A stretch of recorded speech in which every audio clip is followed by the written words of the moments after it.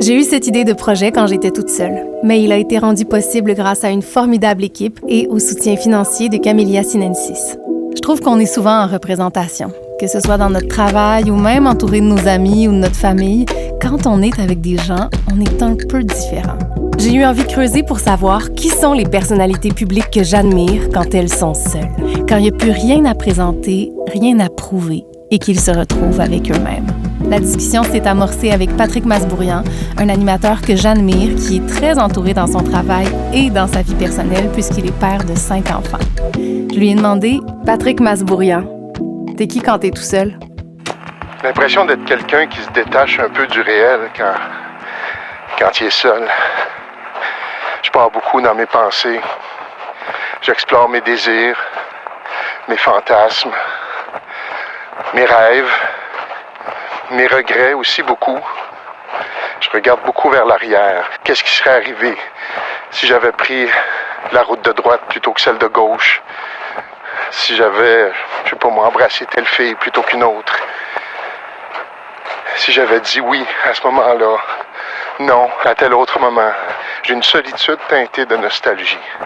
Une solitude teintée de nostalgie, c'est beau.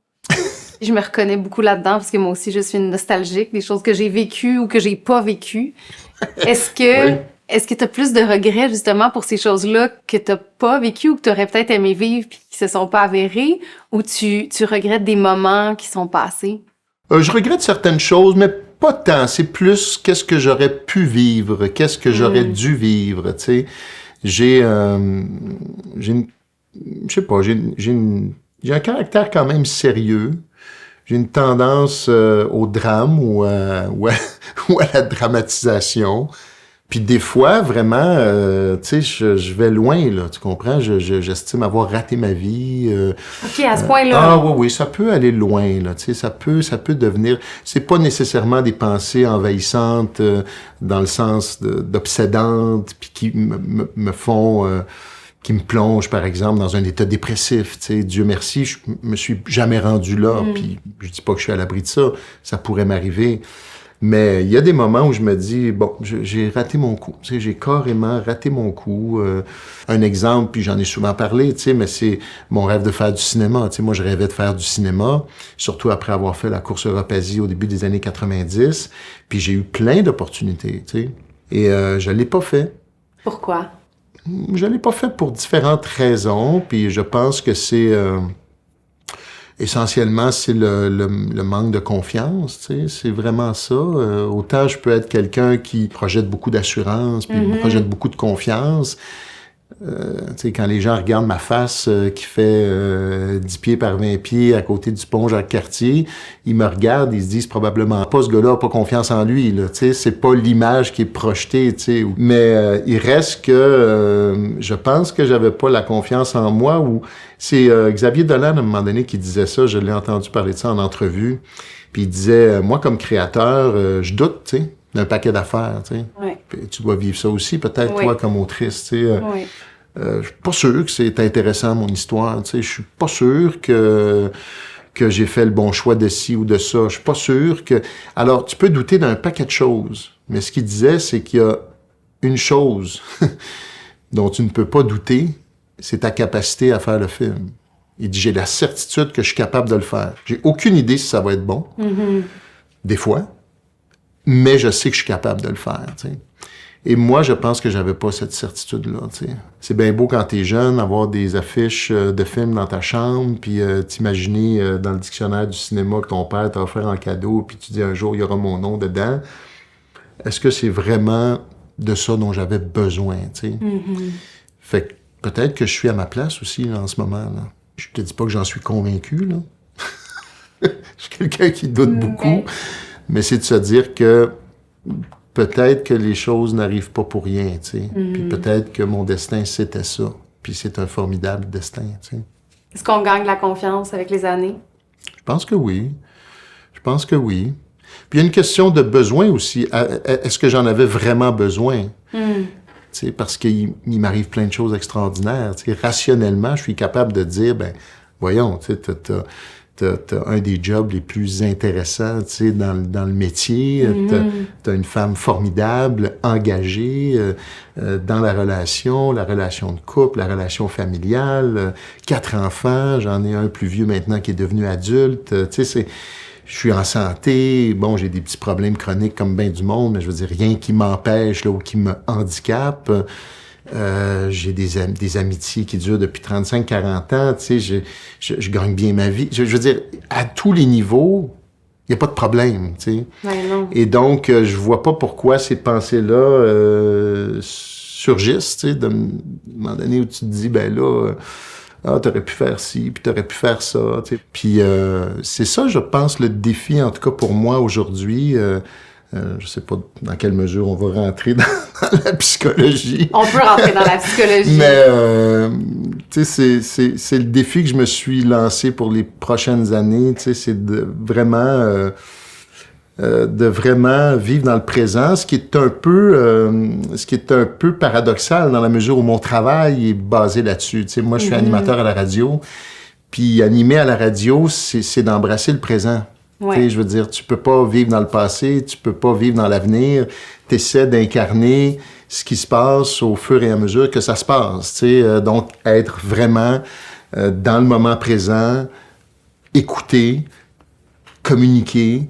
Et quand la lumière s'éteint, ben c'est là que je pars. Tu sais, ma blonde m'a même dit un jour, un peu exaspérée de me voir présent, absent, tu sais, autour de la table, notamment au moment du souper, tu sais, puis on a plusieurs enfants, fait qu'il y a quand même... Il s'en passe des choses, là, il y a de l'action, tu sais, mais des fois, elle me voyait partir, puis elle dit, bon, là, je pense qu'on va mettre des micros autour de la table. Qu'est-ce que t'en penses si on aménage notre table de cuisine comme une table de studio? Il va y avoir des micros partout, puis on va se trouver une lumière, puis quand le souper commence, la lumière va s'allumer, puis peut-être que tu vas être plus présent, tu sais. Fait que là, c'était comme, OK... Comment t'as reçu ça quand t'as dit ça? Ben, j'ai reçu ça, tu sais, je trouvais que c'était... je sais pas comment j'ai reçu ça, c'était frappant, dans la mesure où... ben, derrière l'humour, il y avait un fond de vérité, tu comprends? Puis ça m'a quand même, effectivement, attristé de voir que c'est un défi perpétuel pour moi de m'ancrer dans le présent, de pouvoir être là avec les gens, alors que j'en fais un métier. C'est quand même, je trouve ça quand même particulier. Tu sais, j'y arrive dans mon métier, puis c'est un des compliments que je reçois. Les gens me félicitent pour mon écoute, puis ci, puis ça, puis tatati, puis tatata, puis dans ma vie de tous les jours, ben c'est un défi, tu sais. Je me souviens quand j'ai fait la course autour du monde, c'était la course Europe-Asie en 1990-91. Quand je suis parti, j'étais tellement content. J'ai vécu ça comme une extraordinaire émancipation. Enfin, je m'en vais. Plus de parents, plus de blondes, plus d'amis. Vraiment, j'étais content d'embrasser la solitude qui venait avec l'expérience. Et pourtant, quand je me suis retrouvé en voyage, j'ai eu des moments de détresse. Là, il fallait que je saute sur un téléphone, puis le premier téléphone que je voyais pour appeler quelqu'un, n'importe qui allait répondre à l'autre bout de la planète, j'avais besoin d'entendre une voix rassurante. J'étais pas capable de vivre avec moi-même. Qu'est-ce qui était si confrontant dans cette solitude? Ce qui était confrontant, c'est qu'à travers l'épreuve, parce que c'est quand même pas facile, le rythme était soutenu. Pour quelqu'un, en plus, qui est un peu beaucoup procrastinateur puis paresseux. Ah oui? Ben oui, en tout cas. Encore là, je dis ça, puis les gens me disent « Mais non, tu fais un paquet d'affaires. » Bon.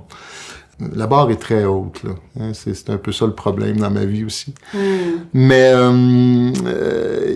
c'était quand même difficile. Le rythme était soutenu. T'es plongé dans un environnement où t'as aucune prise, là, tu comprends? T'as aucun référent. Tu connais pas le lieu, tu connais pas la langue, tu connais pas les odeurs, tu connais rien. Et confronté à certaines difficultés qui étaient de trouver un sujet, qui étaient de produire le film, qui étaient de l'envoyer à temps, qui étaient, ben, tu sais, il y a eu des moments des moments de solitude, tu sais. C'était de découvrir des choses sur moi, tu sais. C'est ça qui était le plus troublant, tu sais. Ça m'a sauté au visage, là, que j'avais une nature un peu anxieuse. Le fait que j'avais de la difficulté à m'organiser. Bon, ça, j'avais eu des indices quand même à l'école. Mais quand t'es loin de tes parents...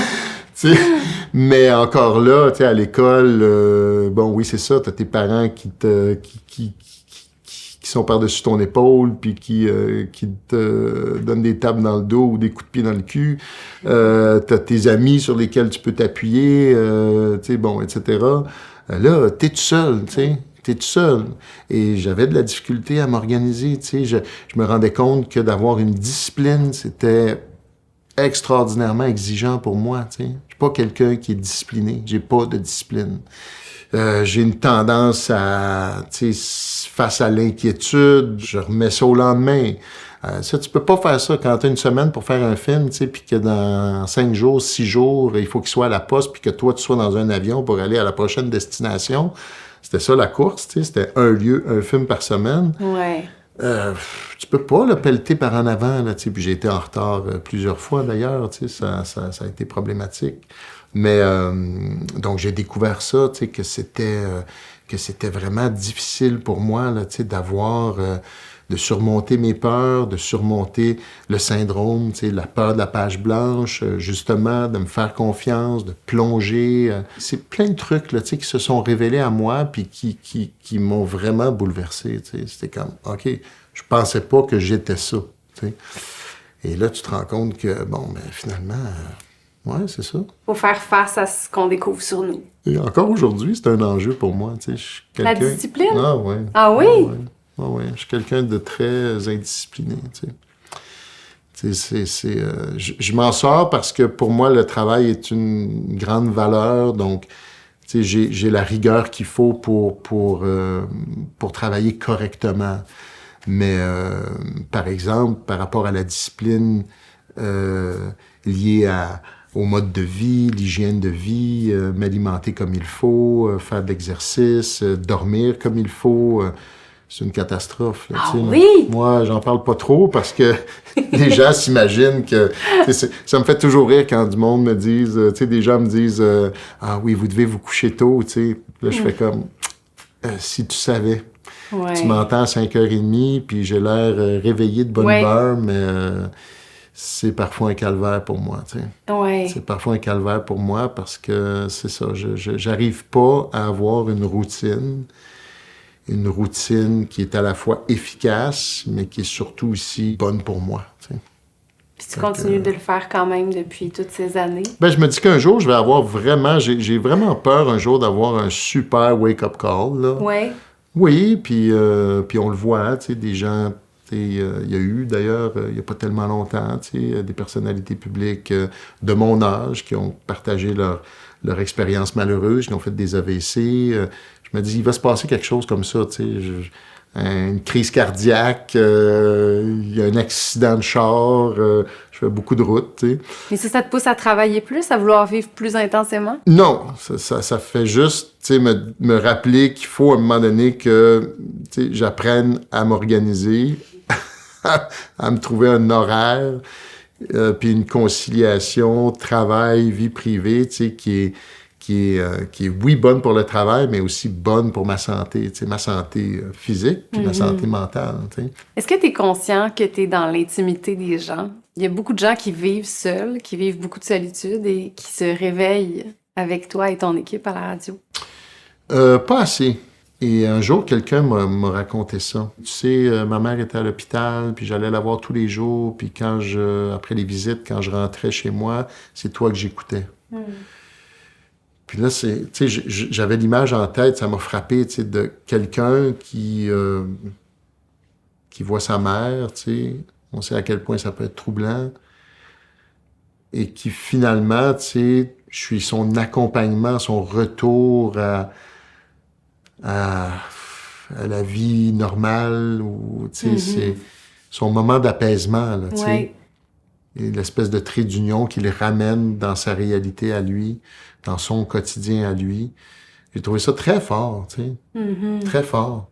Et effectivement, moi, j'en ai écouté beaucoup de radio quand j'étais jeune aussi, surtout la nuit. Je faisais de la photo, j'avais une chambre noire, j'écoutais la radio la nuit. Et Et à un moment donné, effectivement, on développe, tu sais, un rapport intime. Tu sais, il y a différentes raisons pour ça, là, tu sais, premièrement, c'est souvent quelque chose qu'on consomme seul. Ouais. Tu sais, t'invites pas ta gang de chums, là, tu sais, à écouter une émission de radio, là, tu sais. Tu vas les inviter à regarder un match de hockey ou un film ou en direct de l'univers, mais je veux dire, tu vas pas convier les gens à écouter une émission de radio. Donc, il y a quelque chose de l'intime. Il y a le fait aussi que tout s'entend dans la voix, tu sais. Contrairement à l'image, puis, tu sais, j'ai compris ça quand même assez vite, tu sais, c'est que tu travailles avec un bon réalisateur, tu es sur un plateau télé, tu sais plus quoi dire, lui va couper à du monde dans la foule qui applaudit, puis t'as l'air brillant pareil, là, tu sais. À la radio, tout s'entend, tout s'entend, même inconsciemment. Les gens sont capables de distinguer le rire franc du rire nerveux, du rire forcé. Ils sont tous, tu sais, ils captent tout ça, tu sais. Alors, t'es sans filet, finalement, autrement dit, tu sais. Puis il y a donc ce rapport intime qui se développe, tu sais, où les gens se sentent très proches de toi, effectivement, tu sais, très proches de toi. Est-ce que j'en suis conscient au quotidien? Pas tant que ça, tu sais. Je le sais, je suis capable là, de t'en parler, puis d'y réfléchir, tu sais, des fois, je devrais y penser plus. Me dire, là, je m'adresse à du monde... peut-être qu'ils se sont séparés la veille. Là. Il y a peut-être quelqu'un qui m'écoute là, d'une chambre d'hôtel parce que c'est fini, son histoire. Tu sais. Ou au contraire, je parle à quelqu'un qui se réveille à côté de son nouvel amoureux, tu sais, puis qui se demande qu'est-ce qui l'attend. Tu sais, puis oui, c'est une belle histoire, c'est une belle journée. Il y a tout ça, tu sais, qui devrait peut-être m'habiter un petit peu plus. Tu sais. Ouais, je trouve ça beau de penser que ta voix apaise des gens. Sache que moi, c'est rendu le running gag, mon nouveau chum. Ça fait relativement peu de temps que je suis avec mon copain, puis des fois le matin, on se réveille avec... Moi, j'ai un radio-canard dans ma chambre, puis j'ai la radio. Puis bon, un autre matin, elle se frenchait sur la voix de Patrick Masbourion.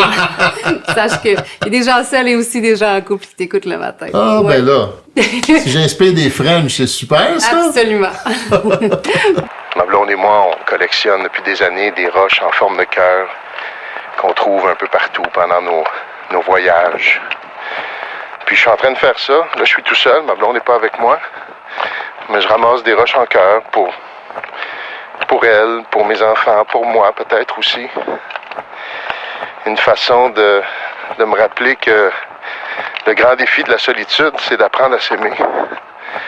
C'est tellement difficile s'aimer. En tout cas, c'est difficile pour moi. Puis je pense que c'est difficile pour bien des gens. Apprendre à s'aimer. Apprendre à s'aimer et par conséquent, apprendre à aimer les autres aussi, moi, je trouve que c'est le travail d'une vie, en tout cas en ce qui me concerne. T'sais. Moi, je suis séparé de ma famille la semaine. Oui. Ma famille vit en région. Je me retrouve donc en appartement la semaine. J'en ai en masse du temps là, pour ruminer mes problèmes, mes doutes. Facile. Non, c'est pas facile. Et comme, ma blonde, elle a 4 enfants, elle a son travail, elle a pas le temps là, de commencer à me FaceTimer pendant 1 heure. Là, pour te remonter le moral. Pour me remonter le moral, parce que moi, l'après-midi, je suis down. Là, là, ouais. Donc, je vis écartelé entre 2 familles, d'une certaine façon. Il y a ma femme, mes enfants, puis il y a ma famille, radiophonique. J'inclus là-dedans les auditeurs.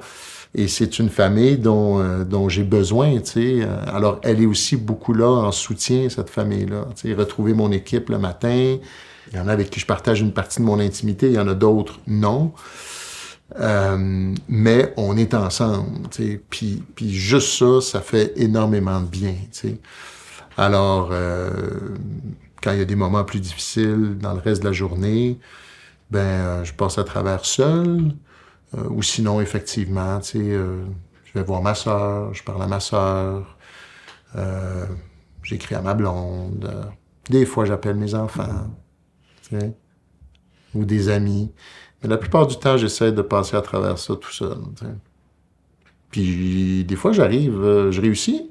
Non, oui, je réussis, ça m'arrive. Des fois, là, je suis en bobette chez nous, je mets de la musique, puis je danse, puis je suis de bonne humeur, puis je trouve que la vie est belle, là, Ouais. Puis il y a d'autres moments, je fais comme, ah, qu'est-ce que je fais? T'sais, qu'est-ce que je fais ici? C'est quoi ça? C'est quoi? Est-ce que je devrais pas être ailleurs? Mais tu sais, c'est où ailleurs? Pas toujours évident où ailleurs. Là, la réponse est plus facile. Tu sais, ailleurs, pour moi, ce serait d'être auprès de mes enfants. Ouais. Je me dis, ils doivent bien avoir besoin de moi, eux aussi. Mais C'est quoi la réponse à cette question-là? la réponse à cette question-là, c'est pas une réponse facile. Tu sais, j'ai grandi avec une mère qui a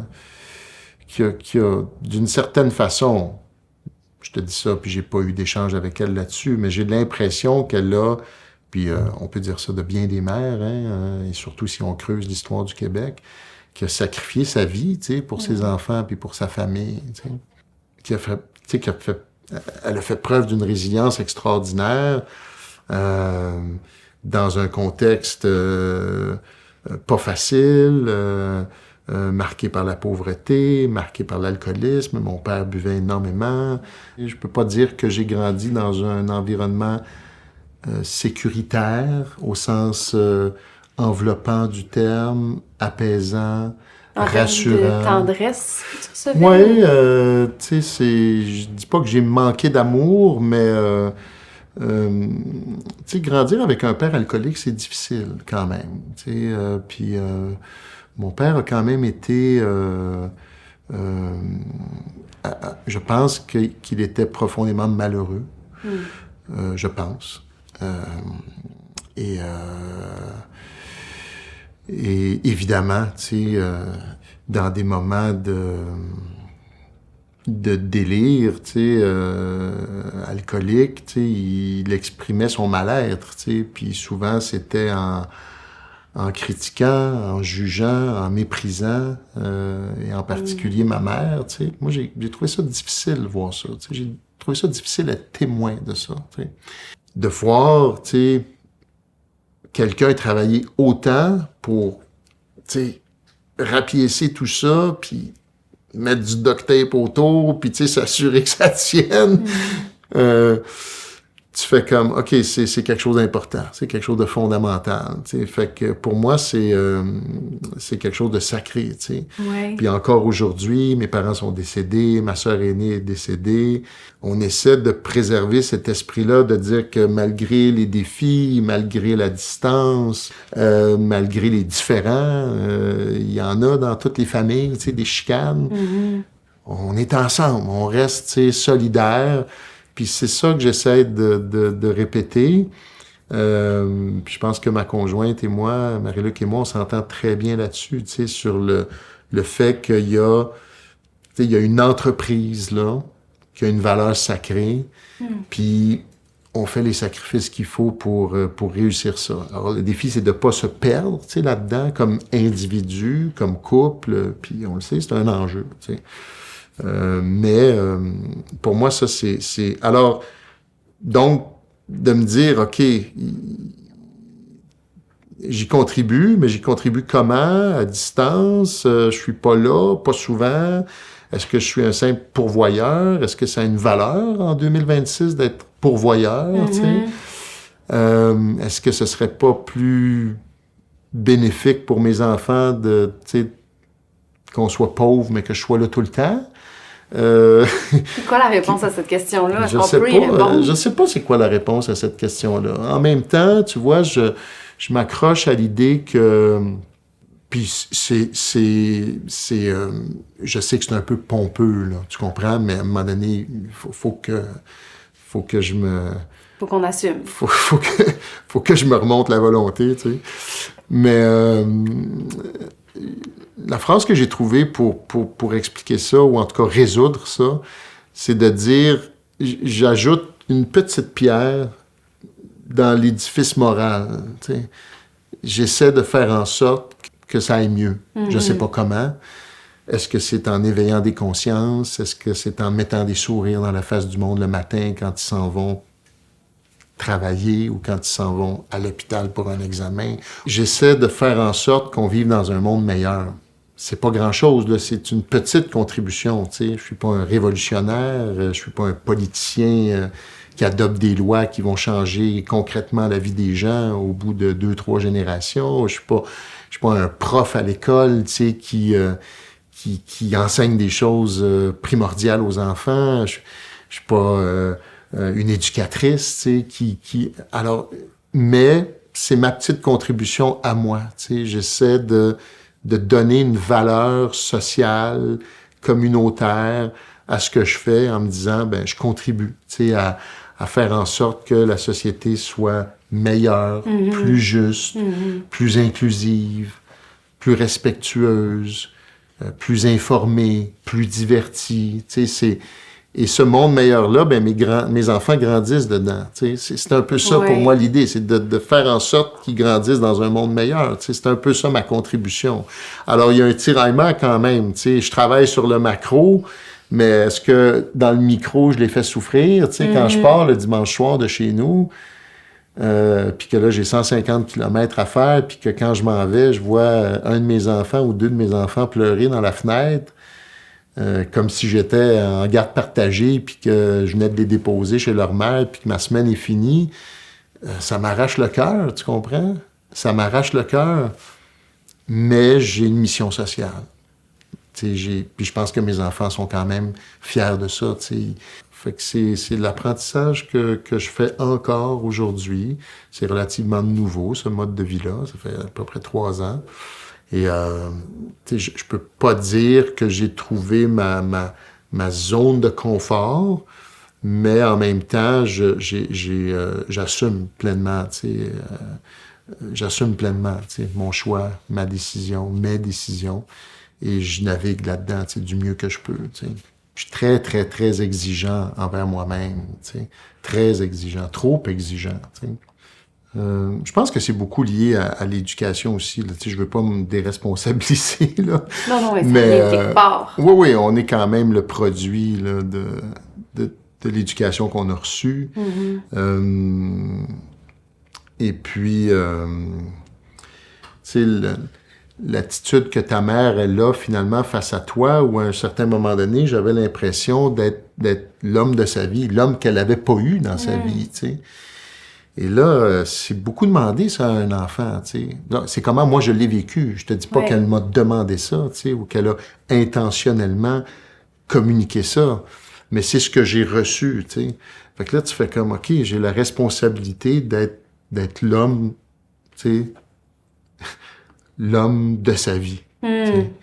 Et je le suis devenu un peu parce qu'en plus, j'étais le seul garçon et qu'en plus, je suis né 10 ans après les autres. T'sais, comme un cadeau du ciel. Il y a comme un défi relationnel, puis c'est tout le cœur de mon travail aussi. C'est le besoin d'être en relation avec les autres. J'ai été reporter dans ma vie pendant des années. J'ai adoré être sur le terrain, aller à la rencontre des gens, témoin de leur histoire, écouter leur histoire, filmer leur histoire, rapporter leur histoire. Je trouvais ça formidable, puis aujourd'hui, je le fais encore, mais bon, de manière différente. Mais en même temps, il y a toujours aussi cette peur relationnelle, t'sais.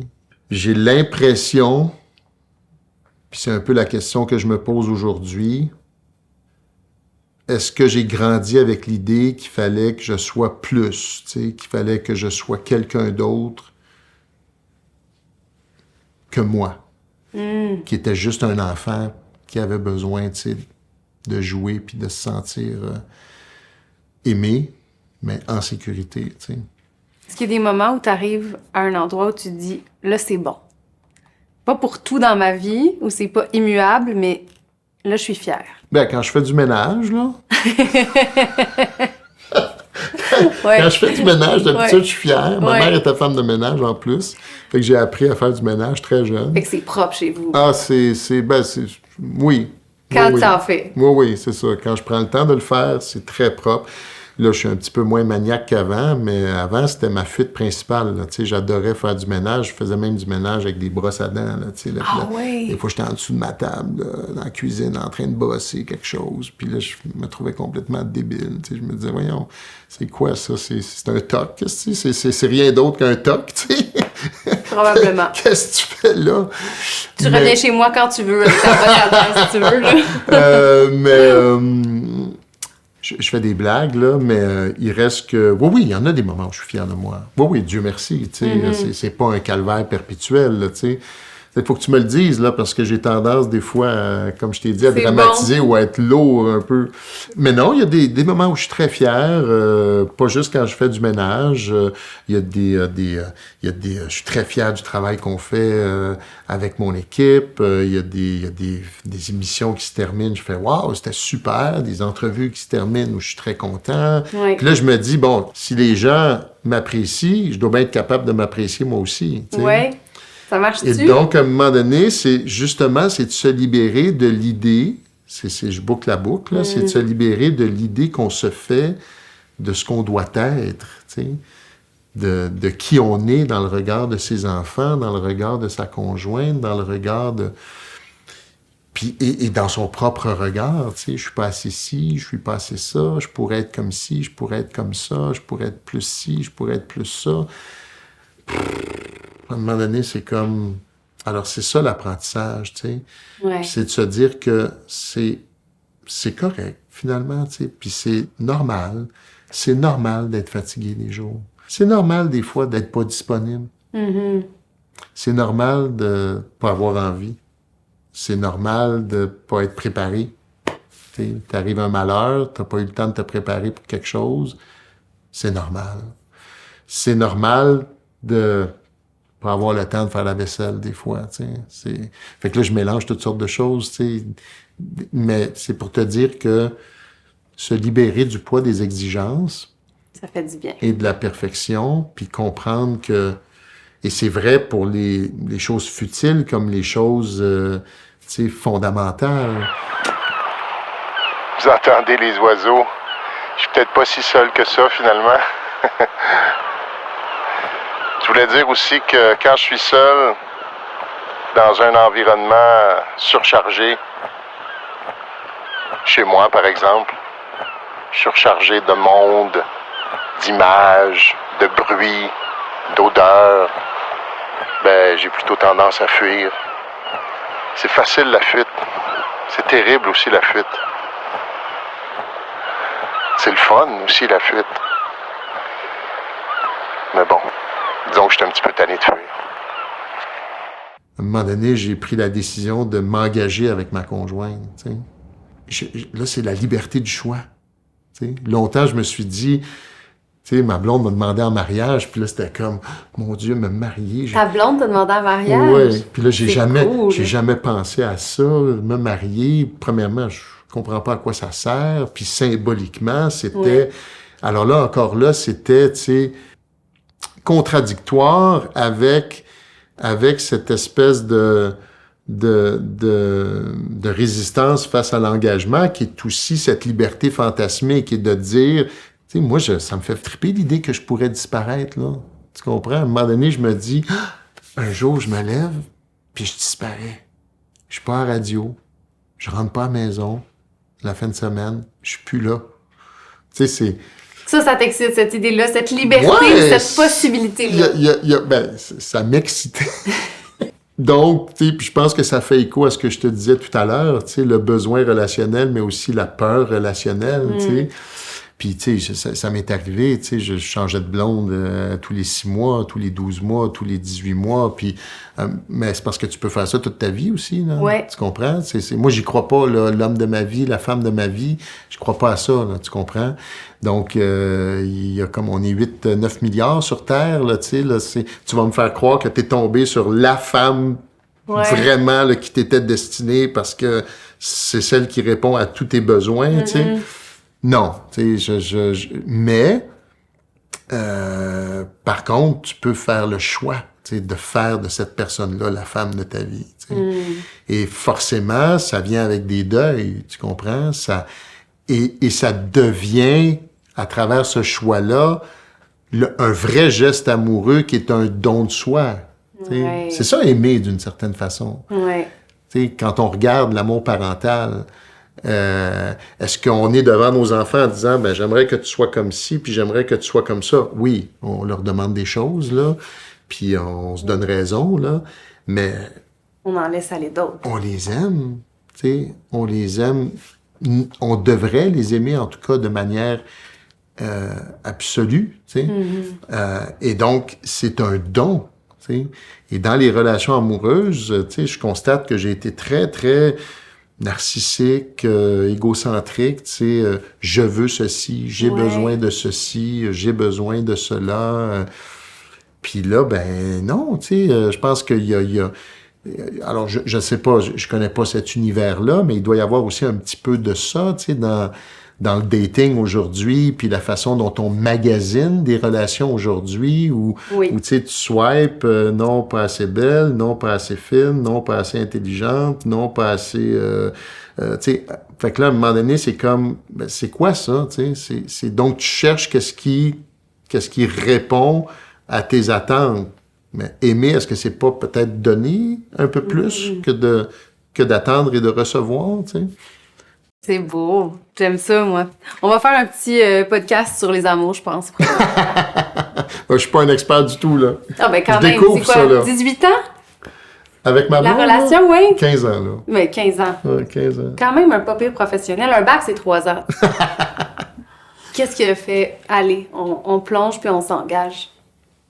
Ben, je pense que j'ai troqué cette espèce de liberté, j'appelle ça la liberté fantasmée, ça peut être autre chose, mais par la liberté de choisir, par la liberté du choix et de l'engagement, c'est de dire, OK, c'est ça aussi être libre, tu comprends? C'est de se libérer de tout... J'habite dans un endroit, là où j'habite dans un écoquartier, ça s'appelle le champ des possibles.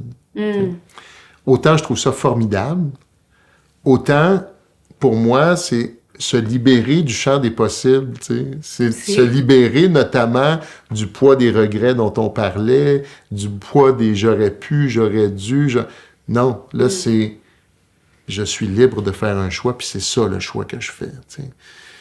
Puis ça, c'est pour moi, c'est énorme, tu sais, mais en même temps, je trouve ça très beau, puis très inspirant, tu sais. Vraiment. Et c'est... ben là, je l'ai fait avec ma blonde, puis là, ben, il faut que je le fasse avec moi. C'est le prochain que je vais choisir, c'est moi, tu sais, je suis rendu là. Je te le souhaite. Je te souhaite que ça s'aligne, que ça se Ouais, ça va bien. Ça va bien. Mais c'est bien parti, là. Ouais. T'as aimé la séance de psychothérapie? Oui, c'est ça. Ah oui, j'étais trop deep, hein? Non, c'était super intéressant. J'étais un peu là-dedans, hein, fait que... Ben, c'était ça, on voulait une petite écartade dans ta tête et dans ce qui se passe dans ta vie. C'était un grand plaisir. Merci, Patrick. Merci à toi. Pour ne rien manquer de T'es qui quand t'es tout seul, abonnez-vous.